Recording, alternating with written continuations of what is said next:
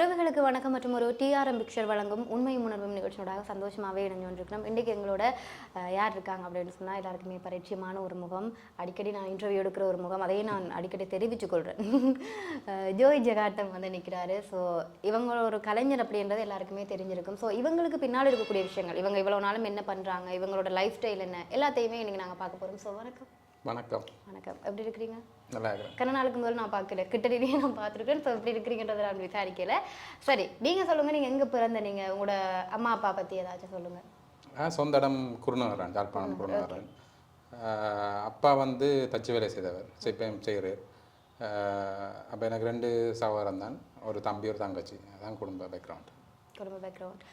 இப்போ நீங்கள் மீடியாவில் இருக்கிறீங்க, பார்ட் டைமாக ஏதாச்சும் வேலை செய்கிறீங்களா? பார்ட் டைமாக வந்து இல்லை மெயினாக வந்து வேறு தான் வேலை. பார்ட் டைம் தான் மீடியா. ஃபுல் டைமாக வந்து கொழும்பில் ஒரு சாஃப்ட்வேர் கம்பெனியில் வேலை செய்கிறேன். சோஷியல் மீடியா ஸ்பெஷலிஸ்ட்டாக வேலை செய்கிறேன். அதுக்கு முதல் குருநாகலில் வேலை செய்தேன் நான். அப்புறம் கொழும்பில் 3 வருஷம் வேலை செய்தேன். இப்போ கொழும்புலாம் வேலை ஒர்க் ஃப்ரம் ஹோம். நாங்கள் இது கூட இதில் வேலை செய்கிறபடினால ஒர்க் ஃப்ரம் ஹோமில் செய்கிறேன். அப்போ இதுக்கு நான் சப்போர்ட் பண்ணுறவங்க சப்போர்ட் பண்ணுறபடினால செய்யக்கூடிய மாதிரி இருக்குது. நிச்சயமா. இப்போ நாங்கள் வளமையாகவே இப்போ ஒரு ஓடிபியாக இருந்தாலும் சரி, உங்களோட நகைச்சுவையாக இருந்தாலும் சரி, மக்களுக்கு வந்து நம்ம வந்து ஒரு ஒரு ஸ்க்ரீனில் வந்து தெரியும். ஸோ எங்களுக்கு பின்னால் இருக்கக்கூடிய கஷ்டங்கள் வந்து யாருக்குமே தெரியாது. சில பேர் பார்த்துட்டு அவங்க நல்லா இருக்காங்க, அவங்க எப்படி இருக்கிறாங்க, இவங்க இப்படின்னு ஒரு கமெண்ட் ஒன்று வைப்பாங்க. ஸோ இன்றைக்கி உங்களோட லைஃப்பில் நடந்த ஏதாச்சும் இந்த விஷயம் லட்சணாக நடந்துட்டு இந்த விஷயத்துலேருந்து இன்றைக்கு வரைக்கும் என்னால் மீள முடியலை அப்படின்ட்டு ஏதாச்சும் ஒரு விஷயம் இருக்கா? மீள இல்லாத விஷயம் இல்லை. முதலாவது கசப்பான தருணம்னு சொன்னால், இப்போ நான் A-level முடித்து பிறகு வந்து பார்த்திங்கன்னா கொஞ்சம் கஷ்டமாக இருந்தது. என்ன சொன்னால் வீட்டையும் கொஞ்சம் கஷ்டமாக இருந்த அப்படினால வேலைக்கு போகணும், அவசரமாக வேலைக்கு போகணுன்னு இருந்த அப்படினால கிடைக்கிற எல்லா வேலைக்கும் போவேன். மேசம் வேலைக்கு போவேன், குழாய் கிணறு, அப்போ இந்த கையால் குழாய் கிணறு அடிக்கிற அதுக்கு போவேன், என்னென்ன வேலை இருக்கோ பெயிண்டிங் வேலையெல்லாம் போவேன். அதை படித்து கொண்டு இருந்தேன். நான் மேனேஜ்மெண்ட் ஸ்டடீஸ் படித்து முடிச்சிட்டேன், மேனேஜ்மெண்ட் பட்டதாரி தான். அப்போ அதை விட வந்து அந்த கொஞ்சம் காலம் வந்து சரியாக கஷ்டப்பட்டேன். சில வேலை வந்து கிட்டத்தட்ட ஒரு 24 மணி நேரம் தொடர்ச்சியாக வேலை செய்வேன். கான்கிரீட் போடுற வேலை, இந்த போலீஸ் ஸ்டேஷன் கட்டி போலீஸ் ஸ்டேஷன், அந்த போலீஸ் ஸ்டேஷன் கட்டைக்கு வந்து அங்கே கான்கிரீட் போடுறதுக்கு நான் போனேன். தொடர்ச்சியாக கண்டினியூஸாக 24 மணி நேரம் வேலை. 900 ரூபா தந்தாங்க. 900 ரூபாயும் சாப்பாடு தந்தாங்க. அவர் தான் இப்படி தான் கனவேர் அப்படி தான் கூலிக்கு வேலை செய்கிறவங்க கனவேர் கிடைக்கிற ஒரு கொஞ்சம் சம்பளத்தை வேண்டிட்டு நான் திருப்பி கேட்டேன். நான் இதுக்கு எவ்வளோ நேரம் வேலை செய்யறதுக்கு 900 தாரீங்களான்னு கேட்டேன். நான் கனவேர் கேட்கல. அவங்க சொன்னாங்க, என்ன தம்பி நீ சும்மா இந்த டைம் பாஸுக்கு வர உண்ட வேலை முடிஞ்சோடனே உண்ட படிப்பு முடிஞ்சோடனே நீ வேலையை போயிடுவாய். நாங்கள் அப்படி இல்லை, தொடர்ச்சியாக வேலை செய்ய வேணும், நாங்கள் இதை கேட்கல, அது தாரதை வேண்டிட்டு இருக்க வேண்டியது. அப்போ நாளைக்கும் வேலையை கூப்பிடுவாங்கண்டு அப்படி கனவேர் வேலை செய்கிறாங்க. அப்போ அந்த டைம் அந்த ஒரு குறிப்பிட்ட ஒரு கொஞ்சம் காலம் வந்து கொஞ்சம் சரியாக கஷ்டப்பட்ட காலம் தான். விஷயமா ஒரு சோஷியல் மீடியா பர்சனாக இருந்துட்டு நீங்கள் இந்த விஷயங்களெல்லாம் நான் செஞ்சுருக்கிறேன்னாட்டு சொல்லிக்க அது ஒரு பெரிய விஷயம். அது இப்படி ஒரு இன்டர்வியூவில் வந்து நீங்கள் சொல்லிட்டுறீங்க. ஸோ உங்களோட ஃபேமிலி வந்து எவ்வளோ தூரம் சப்போர்ட் பண்ணுறாங்க சினிமா துறையில்? சினிமா தான். எங்களோட ஃபேமிலி வந்து பார்த்தீங்கன்னா A-level முடிஞ்ச அப்புறம் என்ன எந்த பாட்டு விட்டுட்டு நம்ம எனக்கு என்ன விருப்பமோ அதை செய்ய சொல்லி. அப்போ அதனால் வந்து நான் இப்போ சோஷியல் மீடியா சம்மந்தமான நிறைய படிக்க வலிக்கிட்டு நான் பிறகு நான் இந்த யுனைடெட் நேஷன்ஸ்லாம் வேலை செய்தேன். UN சொல்லி குருநாகலில் வேலை செய்தேன். சிங்களம் தான். அங்கே எனக்கு அந்த ப்ரொஜெக்ட் கிடச்சிருந்தது. அப்போ அங்கே போய் கொஞ்ச நாள் வேலை செஞ்சு நிறைய பேர் சந்திக்க வலிக்கிட்டு நான். அப்போ இருந்த சூப்பர்வைசர் வந்து அவள் ஸ்பானிஷ், வெளிநாட்டு அவரை சேர்ந்தவ தான்.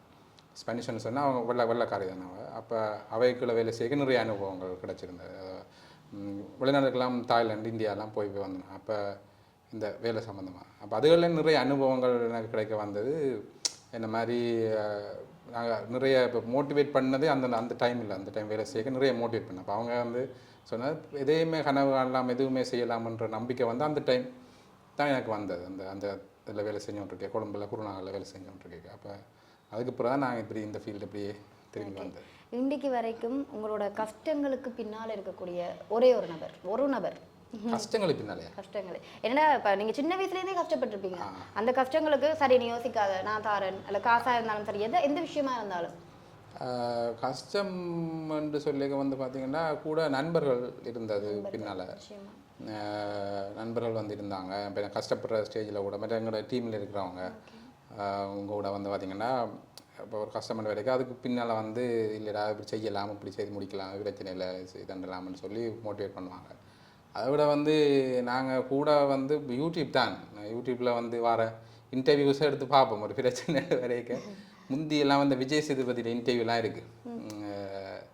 நீயா நானா எல்லாம் வந்து அந்த சாதாரண மனுஷன் எப்படி சக்ஸஸ்ஃபுல்லாக ஆகலாமன்ற விஷயங்கள், எப்படி அவமானப்படுத்தப்பட்டன்ற விஷயங்கள், அதுகள் இப்போ கூட தான் பார்ப்பேன்.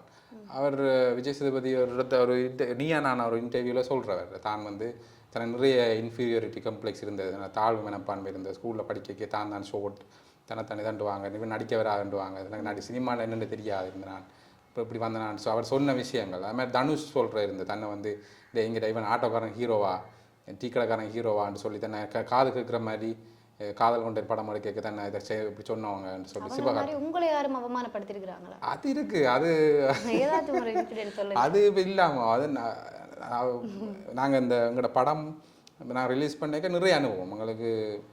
அது ஒரு பெரிய ஒரு பாடம்னா சொல்ல வேணும். என்னென்னு சொன்னால் எங்களுக்கு உங்களுக்கு உண்மையாக யார் இருக்கிறாங்கன்றது இதெல்லாம் தெரிய வந்தது, யார் முதுகுக்கு பின்னால் அந்த குத்துறதாருன்னு தெரிய வந்தது, என்ன மாதிரியான விஷயங்கள் அவமானங்கள் பிரச்சனைகள் வருமன்றது இதெல்லாம் தெரிஞ்சது. அப்போ நாங்கள் எங்களோட படம் சம்மந்தமாக ப்ரொமோட் பண்ண போய்க்கே வந்து கேட்டாங்க, நீங்கள் உங்களோட படத்தை பார்க்குறது நீங்கள் எங்களுக்கு காசு தரணும், நாங்கள் உங்களோட படத்தை காசு வந்து பார்க்குறதான்னு சொல்லுவாங்க. இன்னொரு இடத்துல பார்த்தீங்கன்னா கார்ட்ஸ் விளையாடி கொண்டு இருந்தாங்க, கூட்டமாக கார்ட்ஸ் விளையாடி கொண்டு இருந்தாங்க. அதில் போய் நான் எங்கள் படம் வருதுன்னு சொல்ல இன்னும் நான் வரட்டும் அதில் போயிருக்கேன். அந்த லைட் போஸ்ட்டில் இருக்கிற அந்த லைட்டை போட்டுட்டு 2 காசு தரேன் 2 சிகரெட் வந்து தந்துட்டு போவாங்க 2 சொல்லுவாங்க. அப்படி சரியாக வேலைப்படுத்துவாங்க. அப்போ இதெல்லாம் நாங்கள் பெருசு படுத்துறையில். ஆனால் நிறைய இப்போ இந்த படத்துக்கு நாங்கள் ஃபீல்டில் இறங்கி போய்க்கலாம் பார்த்தோன்னா நிறைய அவமானங்கள் வந்து வரும். நீங்கள் யூடியூப்பில் வதைக்கிற வதத்தை பார்த்தா இப்போ தியேட்டருக்கு வர வந்து வதைக்கிறீங்களா அப்படின்னு சொல்லுவாங்க. அப்படி நிறைய இது உங்களோட என்ன இருந்தாலும் இந்தியாவில் இருக்கிற படங்களுக்கு வராது. நீங்கள் சும்மா அதை பே காட்டுவீங்க, சும்மா குருவியையும் வயலையும் அதையும் காட்டிட்டு பே காட்டிட்டு போவீங்க, தெரியும் தான் உங்களுக்கு தெரியும் அப்படின்னு சொல்லுவாங்க. அப்படி நிறைய அப்படிலாம் பேசிக்கிறாங்க, முகத்துக்கு முன்னாலே பேசிக்கிறாங்க. நீங்கள் நாயகனை வந்து பார்த்துனாங்க.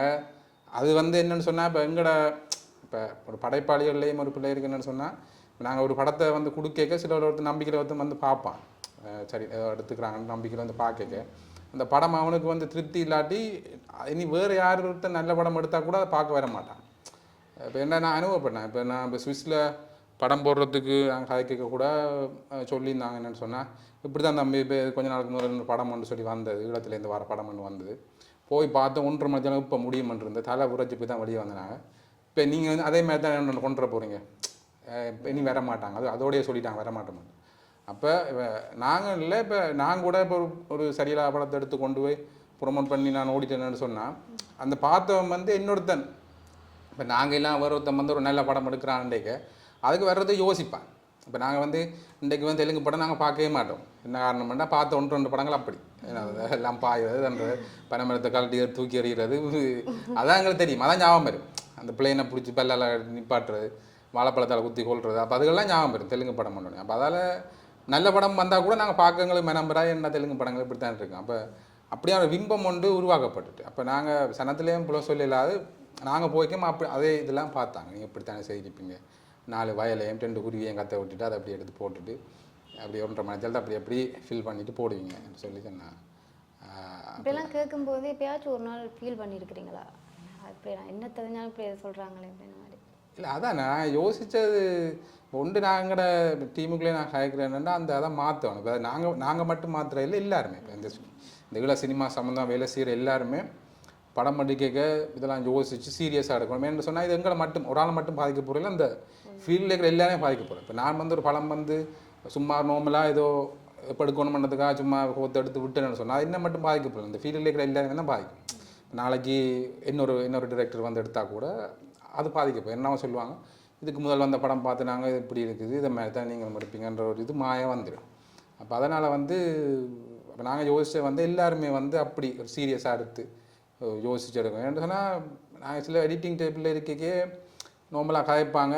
என்னென்னு சொன்னால் ஏதோ 1.5 மணி நேரத்துக்கு ஃபில் பண்ணி போட்டு கொடுப்போம்.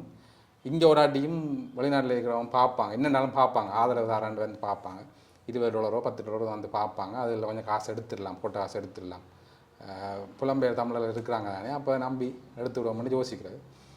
அதே மாதிரி செய்யணும், அங்கே கொண்டே போட்ட உடனே எங்களோட தமிழர்கள் வந்து தாராள மனப்பான்மை சரி, இன்னும் படம் சரியோ பிள்ளையோ முதலாவது வந்து ஆதரவு கொடுக்க வேணும், நல்லா இருக்கும் நல்லா இல்லையா ஆதரவு கொடுக்க வேணும்னுட்டு அவையிலும் போய் பார்த்துருவேன். போய் பார்த்துட்டு வெளியே வரையக்க தலை உரைச்சி போய் தான் பாரு, ஆண்டுனா பாரு.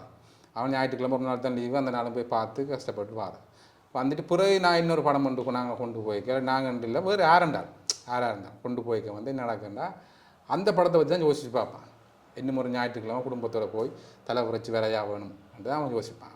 அதுக்கு நான் பேசாமல் இனி வேற போகிற அந்த தக் லைஃபோ இந்தியன் டூவோ அதை பார்த்துட்டு நான் சந்தோஷம் வரலாம் அப்படின்னு யோசிப்பேன். அப்போ அது வந்து அந்த பிரச்சனையை வந்து மாற வேணுமெண்டா எல்லாரும் கலைஞர்களுமே கொஞ்சம் சீரியஸாக யோசித்து எடுத்து, ஏன்னா நான் கண்ணூடாக பார்த்து ஏனோ தானே வந்து செய்து முடிச்சு அனுப்புவோம்னு சொல்லி பார்த்துக்கிறேன். அந்த இது மாற வேணும், மாறினா தான் எல்லா கலைஞர்களும்.